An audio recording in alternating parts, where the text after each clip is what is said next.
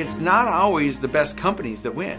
It's the ones that do the best job influencing and engaging and communicating. I had the proposal in my hands and it was shaking, and I said, it's $1,025. She took a look at me, looked down at the proposal and back at me and said, do you have any experience? Now this was a critical point in my business, which was about 2 hours old.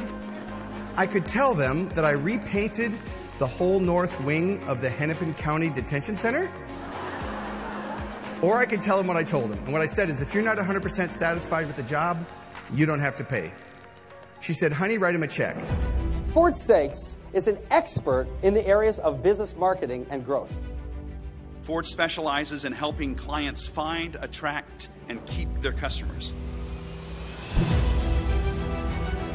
His efforts have helped companies generate over $1 billion in sales worldwide.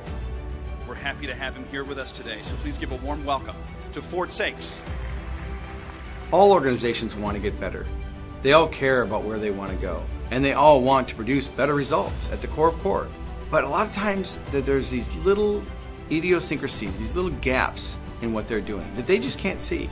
It's the difference between their expectation and what they want to produce and what they are producing now. So Susan is from a community bank, and they've got 20 branches. How many employees, hypothetically? About 300. So out of those 300 people, how many of them are in marketing? 300. She said 9. Okay? If you've got 300 people in your company, you've got 300 people in marketing. Because any touch point that they have with a customer is an opportunity for marketing. Common sense is a superpower. You know, people are always looking for that magical transformation, and a lot of times it's doing less. It's doing things differently. You should be Googling your company at least once a month. At least once a month, go to Google, Google your company, Google your name, and see what comes up. Maybe you have a disgruntled employee who's posting bad things about you. We're in an age that anybody with a computer now can have power, and so you have to understand how to leverage that power. When I work with top brands and organizations, they always want to control their brand. And I always tell them, you don't own your own brand. Your marketplace owns your brand. All you can do is influence that brand.